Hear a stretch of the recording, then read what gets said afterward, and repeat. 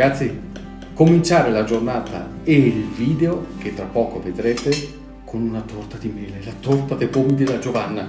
Bella calda, appena fatta? Sì, appena fatta, appena fresca, fatta. fresca? Fresca, fresca, appena uscita dal forno. Sono o non sono fortunato? Pensa che questa torta ha il gusto di 200 anni fa. Ecco.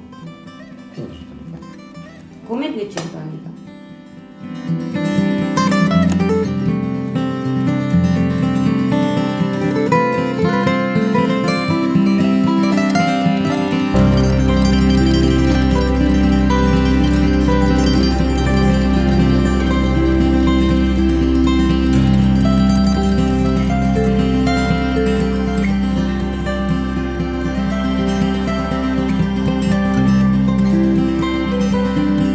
È tutto vero. Non è soltanto la classica battuta che si fa quando si apprezza qualcosa di buono, che ci ricorda magari il sapore di casa. In realtà tutto ha una logica e un senso, perché tutto parte da qui. Da questo meleto, il meleto di Antonio Cantale, che è uno dei più apprezzati erboristi di tutto Nord Italia. E qui, in questo appezzamento, lui ha coltivato, prima recuperato e poi coltivato qualcosa come 200 varietà antiche di mele e di pere. Lavorava per il corpo forestale, ma questa passione, la passione per i frutti antichi, soprattutto quelli della sua terra, anche se qui ce ne sono provenienti da diverse parti d'Italia e del mondo, gli è sempre rimasta dentro, finché a un certo punto, una volta andata in pensione, ha deciso di dedicare questo appezzamento dietro casa sua al ricordo della storia botanica di questo territorio, che non è solo botanica quella storia lì. Vedi queste mani? Queste qua sono nel documentario di Ermanno Olmi, Terra Madre. E difatti io quando trovavo l'amico Ermanno gli dicevo: guarda che nel tuo documentario ci ho messo le mani anch'io. Però sono mani che parlano di una cultura lontana che tu hai riscoperto. Certo. Perché? Perché io praticamente quando ero bambino ho sempre sofferto che gli altri avevano un sacco di belle piante e mangiavano frutta in abbondanza. Io invece avevo 4 pometti in musetto che non erano buonissimi. E quindi poi mi sono appassionato al naturale, a tutto quanto il discorso della salute con i prodotti della natura, e ho cominciato a piantare mele, che penso è il frutto più interessante. Una mela al giorno leva il merito di torno. Ma queste varietà antiche cosa hanno da dire? Cosa raccontano, Antonio? Queste qua raccontano praticamente tutta la storia dei nostri antenati. E quando noi mangiamo una mela ci mettiamo anche in contatto, ci ricordiamo almeno di loro, ecco. Pensa che io ho mangiato alcuni giorni fa una prugna, che era 50 anni che non la mangiavo quella varietà, e mi è venuta la pelle d'oca quando l'ho mangiata.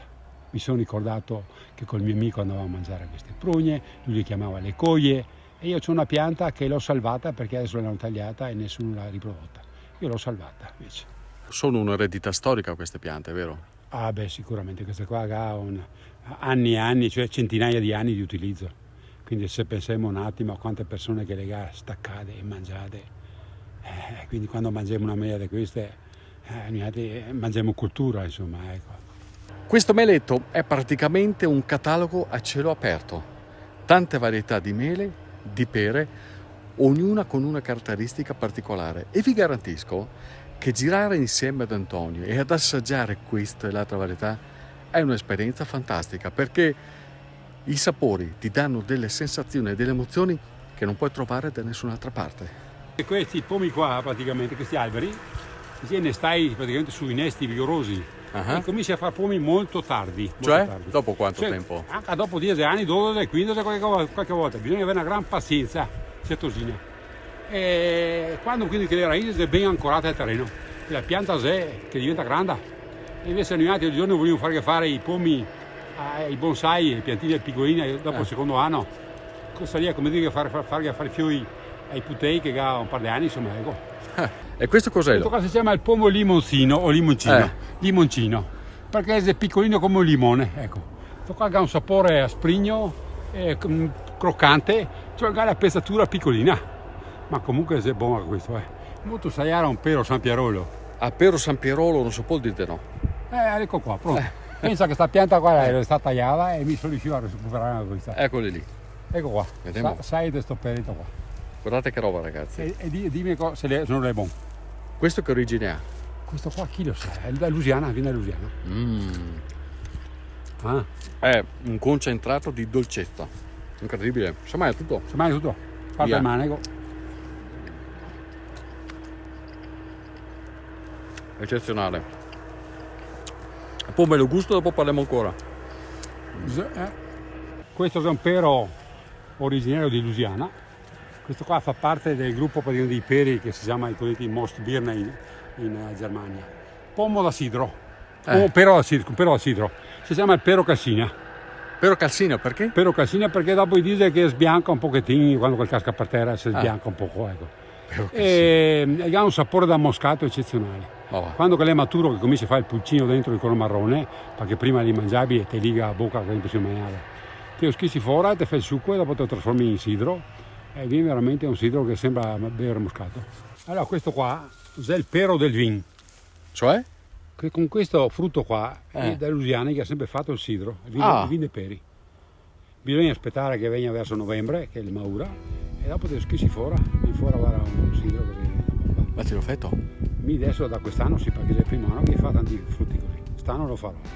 E allora lo tastiamo? Ah beh, sicuramente.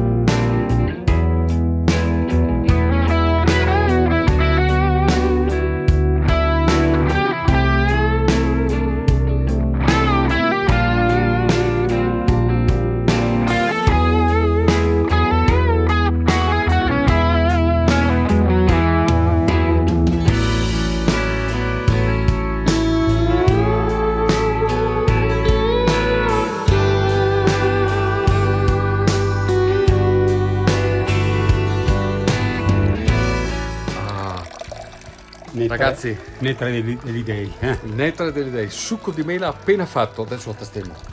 Sentiamo.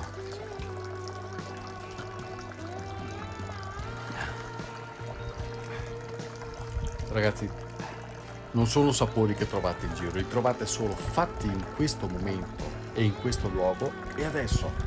Che buono, ma veramente buono, mamma cara.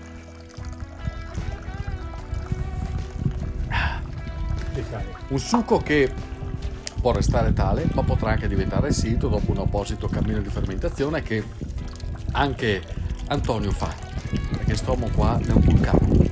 Questo qua è un pomo che fa parte dei famosi pomi ruggine. Ornette grigi in italiano. Brutti da vedere. Brutti da avere, ma buoni da mangiare. E questi cosa hanno di particolare, Antonio?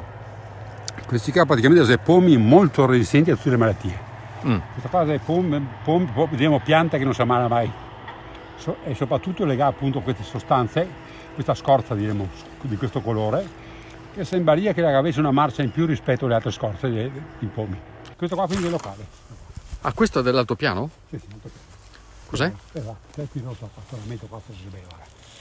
ecco qua. Questo qua è praticamente il pomo sonaio. Sonaio perché quando il pomo è maturo si stacca i semi all'interno e quando che si scolla sull'orecchio ti senti i semi che fa un tintinio all'interno. Ed è il segno che è maturo? Ma pensa a te. Pomo sonaio. Allora questa mela qua è il melo banana perché ha un sapore da banana. No. Si chiama in tedesco Laventaler Bananenapfel, ma è una varietà americana e in America lo chiamano Mother of America, cioè madre dell'America. Questa mela qua è la mela praticamente bella di Boskop, una delle mele più importanti per la montagna. Perché? È buona sia per cotta, cruda, per sidro. È una mela che resiste molto, ricorda un po' la ranetta diremo del Canada, ma è più asprigna.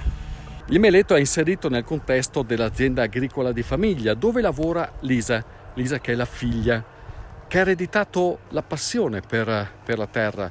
Lei che ha un percorso universitario importante e che ha deciso che qui doveva essere il suo futuro, in mezzo alle mele, in mezzo alle piante aromatiche, agli ortaggi che lei stessa coltiva.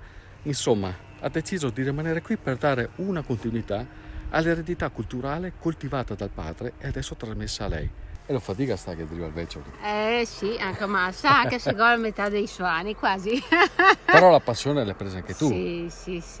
Sì, io ho studiato tecniche erboristiche a Padova, ho terminato gli studi nel 2005 e dopo la laurea ovviamente uno deve decidere che lavoro fare, avendo il terreno che era del nonno però materno che siamo in casa della mamma qua, abbiamo deciso di ampliare le nostre coltivazioni che facevamo per uso Certo. nostro e abbiamo chiesto i contributi e ho iniziato con l'azienda agricola nel Quindi 2008. Non solo mele. Non solo mele, ma anche abbiamo ortaggi Mhm. e poi abbiamo produzione di erbe aromatiche e medicinali. Perché sei qua, Lisa? Cosa dà questa vita? Questa vita intanto ti dà tanta fatica, primo, però ti dà anche tante soddisfazioni, perché poter lavorare all'aria aperta è una cosa impagabile. Io non avrei potuto lavorare in ufficio come tanti altri, perché avrei proprio un titolo di studio come ragioniera inizialmente, però Certo. non mi piaceva quel lavoro e quindi poi sono andata con altre passioni e ho cambiato proprio genere e stile di vita, insomma. E cerco di trasmettere anche a mio figlio e tutta la famiglia, Certo. insomma, lo stile di vita e anche la vita sana, insomma. E questa è tutta la famiglia Cantere, a che becchi è? La mamma, la Lisa e il Paron. Io scherzo, però recentemente avete ottenuto anche un bel riconoscimento, vero Antonio? Sì, la bandiera verde della Lega Ambiente per l'impegno sulla salvaguardia del nostro pianeta, Eccola là. l'ambiente naturale. Mhm. E questa, l'esperienza che ho fatto io, anche se non è tutto quello che c'è in questa azienda, la potete fare anche a voi.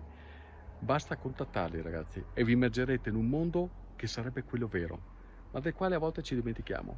E allora brindiamo col sidro, va Cin bene? cin. Sì, sì. Grazie per Evviva. avermi ospitato. Prego. Ma dopo voglio ancora la torta mia, mi Sì, sì. raccomando.